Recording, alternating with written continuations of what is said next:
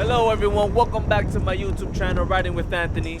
Today we're going to review the Emove Cruiser. We're going to get an actual response from an actual owner. This is not from an actual company, but anyways, we're meeting up with a buddy of mine. I'm going to go meet up with him in Midtown. But let me just cross over here. But anyways, he has the Emove Cruiser, a buddy of mine, and we actually get an honest review from him. Because I know there's a lot of people wondering this about the Emove Cruiser because they get second thoughts because of the cheap parts that they have or something like that. But anyways, we're gonna get an honest opinion by it, non-biased by the way. Oh shit! Damn! Oh fuck, man! Damn, I got distracted. I don't know how the fuck that shit happened. But anyways, you guys made it this far. Please subscribe to my channel. Jesus Christ, I almost fucking broke my neck. Alright, yo, so we here with D Smooth right here, and he's gonna tell us his experience with the Emove Cruiser. Only for a night.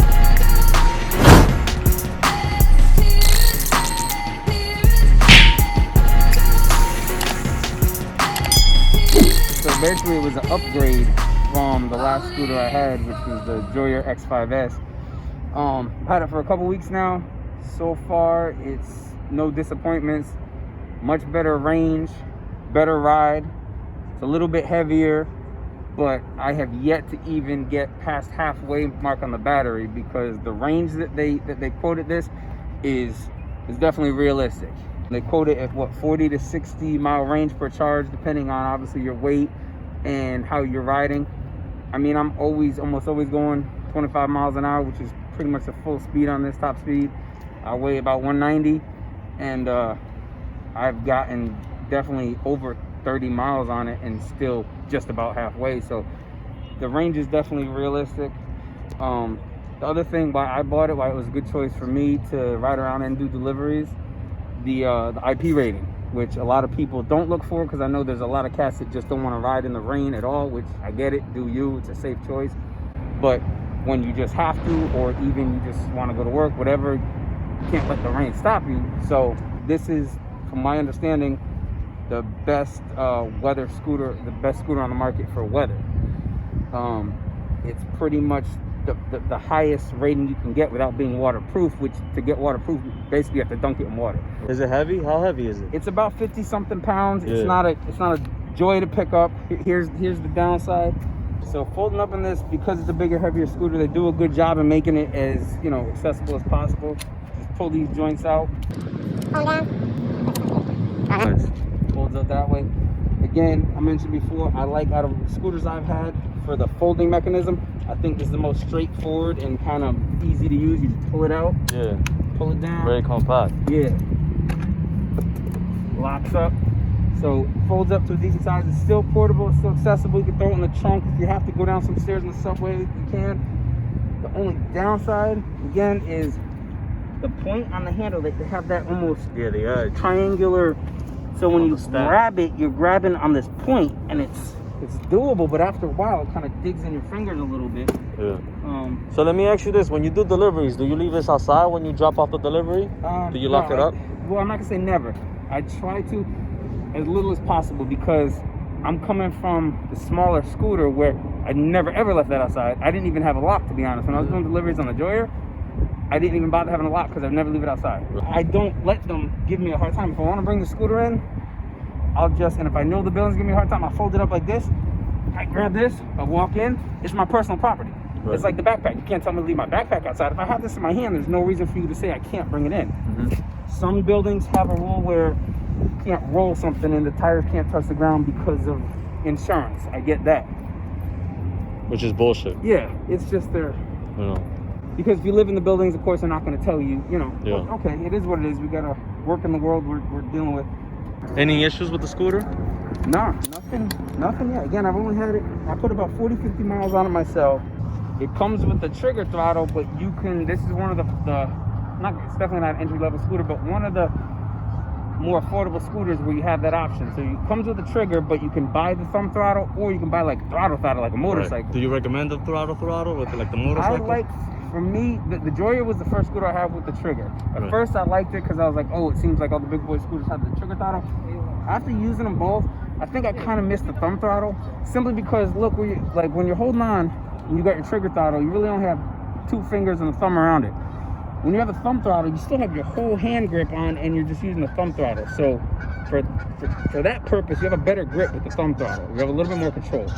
Not that, you're doing dirt bike jumps with this, but it's just a little bit more of a control feeling when you're grabbing more of the handlebar. Right. That's what I always say too. I like having more control of the handlebars. Yeah. Because guys, if you hit a bump, it's over, man. Yeah. You wanna have like a full grip on those handlebars. Yeah. We got, tell them about the. You wanna test out that horn? Yeah. The horn it's kind of a high pitch. It's this on here.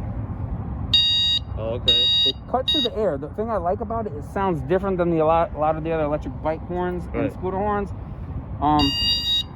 Kind of loud too. Yeah. It cuts through the air because it's got a higher pitch to it, so that's a good thing. And we got the turn signals here. Oh yeah, and those even make noise. Yep. Oh, those make noise. Yep. Oh, you could barely see it though. During the day, and plus the sun's shining right on them. At night, you could definitely see them. I don't know if you guys can see that right there, guys. And then, of course, those double as brake lights, and then the back brake light here. But again, during the day, the sun's shining right on it. You probably can't. Do you think that helps though in traffic though? Honestly, bro, I don't know how much, because figure if you're worried about people in cars seeing you, if we're in traffic with these, we're so low to the ground, nobody's really in a car looking down, you know what I mean?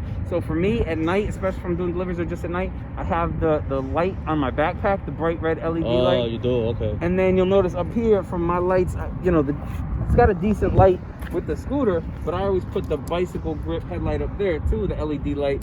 So again, if you're behind a car, if you're coming up to the side of a car, even if you're doing what you're supposed to be doing the right way and you're in the bike lane, you got that green pedestrian light. The car's got the green light to go straight, but they for some reason want to bust a left. With that low light, chances are they might not see you because they're not looking down. They're just looking straight behind. With the light right here, that's pretty much shining right in their rear view mirror. That's shining right in their side view mirror. So you have a better chance of them seeing you with this light at that height. So for safety purposes, I say keep the lows, but also add some highlights. Even a lot of dudes do them on the back of the helmet. Right. The more light, the better. I don't mean just like the fancy, that RGB shit, right? Yeah. Because the actual bright ass LED, they can tell you're a moving vehicle lights. Yeah. I got it used. I got it with like 140 miles on it. Definitely good condition. Everything works good, runs good as it should. There's nothing that I would do to it differently, except maybe grab me a tow handle like you have. Yeah. For those times where I don't want to fold it up, I just want to. So you gotta get rid of the adapter seat, right? Yeah, I'm gonna take that adapter off because I tried to use the seat a couple times. I just can't get with it. I don't like the feeling of the seat. You're too forward, right? Yeah. You're it's not the most comfortable ride, and it's got too much play. You're wiggling a little bit too much. How is it on hills? It's good. You could tell it's not gonna be like your dual motor scooters. You're gonna feel a little bit of draw from the grade of the hill, but it'll still, if I'm doing 25 solid on flat land with no problem, I'm still getting 22 miles an hour up like a 10% grade. I haven't gone anything really crazy steep. Yeah. I'm sure it'll get me there because again, it's got a 300-pound weight capacity. I'm 190, but you do feel the incline. Okay. Because at the end of the day, it's still a single motor, but it's the top of the single motor food chain. It's 1600 watt single motor. So riders, look, this is how it compares the Dualtron Eagle Pro. See that? It's not really that much of a difference. Both got 10-inch wheels.